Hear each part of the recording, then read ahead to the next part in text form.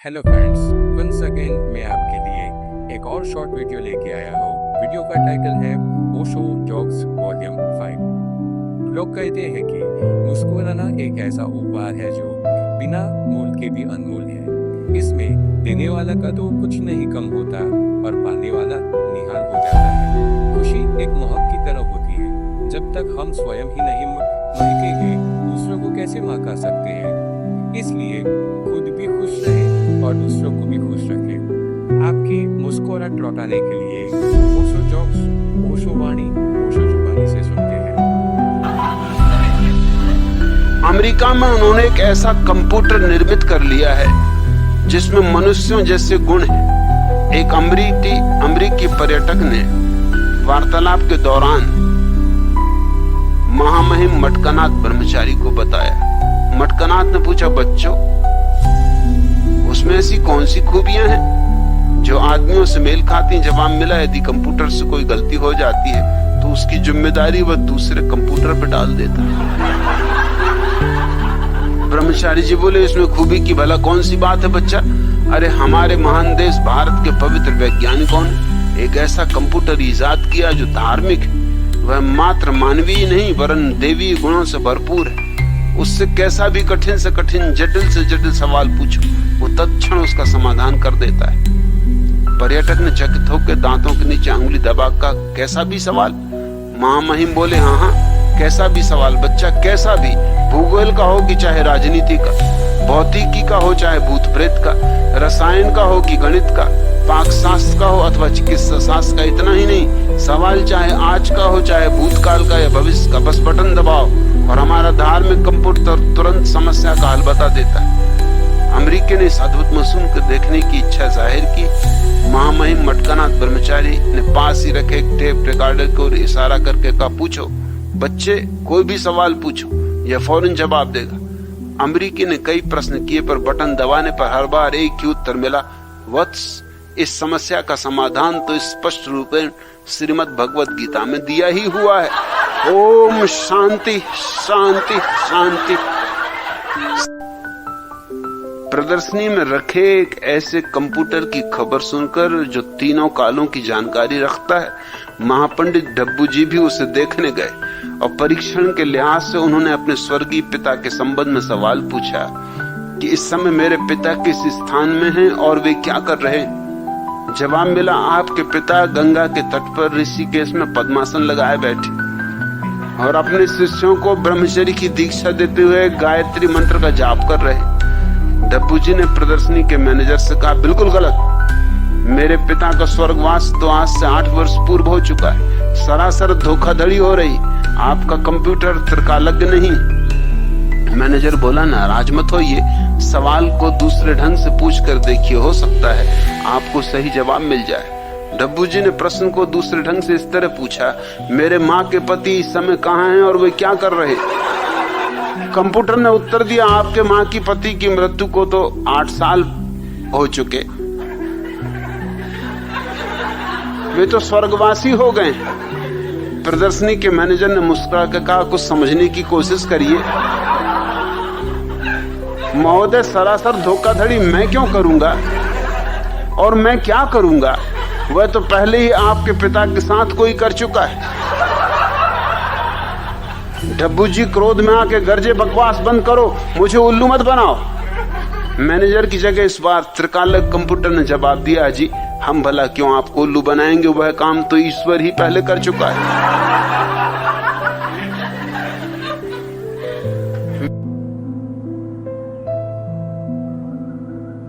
इस हलवाई की बड़ी तौन थी।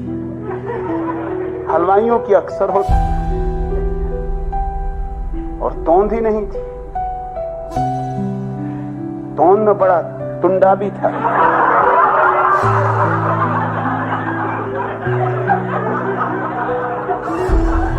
टुंडा हलवाई ही उनका नाम था। बिल्कुल फुग्गा थी उनकी।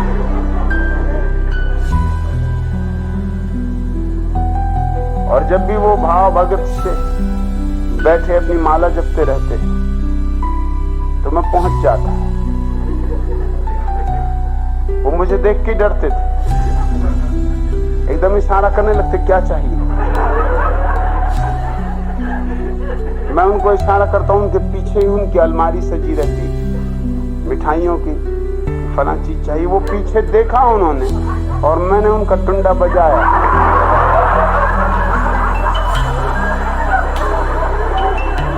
बस फिर उनसे जो गालियां निकलती थी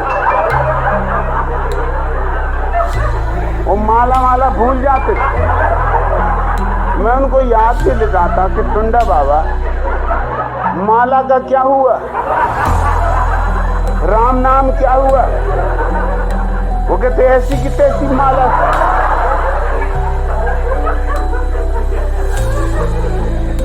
मगर वो ऐसे मोटे थे कि उठ भी नहीं सकते, भाग भी नहीं सकते, मेरा पीछा भी नहीं कर सकते।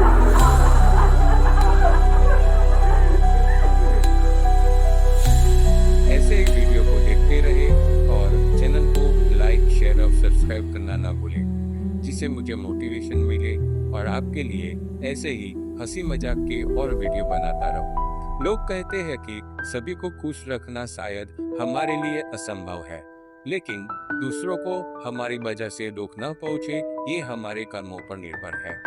खुश रहने का एक सीधा सा मंत्र, कौन क्या कर रहा है, कैसे कर रहा है, क्यों कर रहा है, इन बातों से आप जितना दूर रहोगे आप उतने ही शांत और प्रसन्न रहोगे। एक आदमी पागल हो गया था। पागलपन भी उसका बड़ा अजीब था। बहुत बीमार था और चिकित्सकों ने कह दिया कि अब बचने की उम्मीद नहीं। परिवार के लोग इकट्ठे हो गए, मित्र परिजन पड़ोसी आ गए। इधर घड़ी की टक टक और उधर आदमी का डूबता जाना। चिकित्सकों ने तो समय भी बता दिया था, ठीक 6 बजे आदमी मर जाएगा। उसको भी पता था, वो भी घड़ी पर आंखें लगाया था। ठीक 6 बजे उसने आंखें बंद कर दी। मरा तो नहीं, मगर जीवन दर्शन, एक पक्की धारणा। थोड़ा सा सुबह भी हुआ, हिलडुल के भी देखा, थोड़ी बहुत आंख भी खोल के देखी होगी कि घड़ी भी दिखाई पड़ती है, लोग भी दिखाई पड़ते हैं। लेकिन पत्नियों को तो आप जानते ही, पत्नी पास में बैठी थी तो आंख बंद करो। अरे मर के और आंख खोल तो शर्म नहीं आती।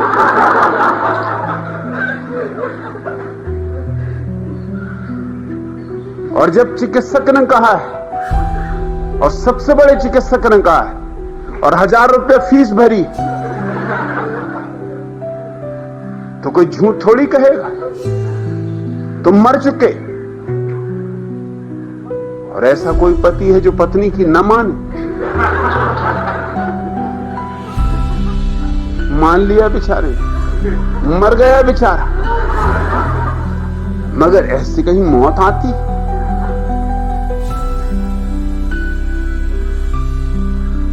आंखें बंद किए पड़ा है।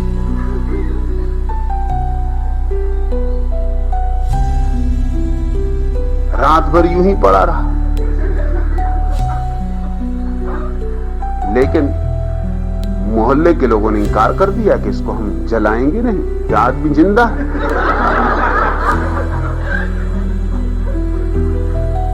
मजबूरन पत्नी को भी मानना पड़ा, चिकित्सक को भी बुलाना पड़ा, लेकिन तब तक देर हो चुकी थी।